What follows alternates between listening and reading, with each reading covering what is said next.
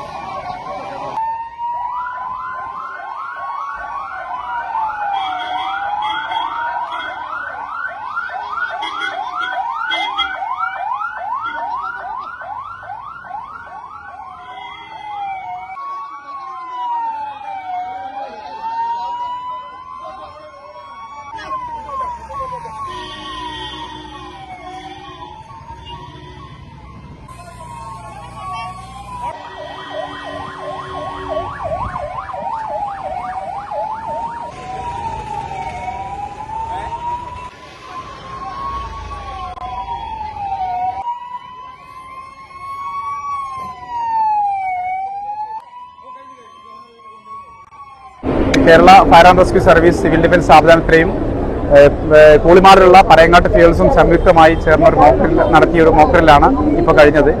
ഒരു അടിയന്തര സാഹചര്യങ്ങളിൽ ഇത്തരം പെട്രോൾ പമ്പുകളിലോ അതേപോലെയുള്ള അപകടകരമായ സംഭരണങ്ങളുള്ള സ്ഥലങ്ങളിൽ അടിയന്തര സാഹചര്യം ഉണ്ടായിക്കഴിഞ്ഞാൽ എങ്ങനെ തീ അണക്കാൻ പറ്റും, എങ്ങനെ രക്ഷാപ്രവർത്തനം നടത്താൻ പറ്റും, അതിന് പൊതുജനങ്ങൾക്ക് അവയർനെസ് കൊടുക്കുന്നതിന്റെ ഭാഗമായിട്ടാണ് ഇത്തരം മോക്കറിൽ നടത്തിയിട്ടുള്ളത്.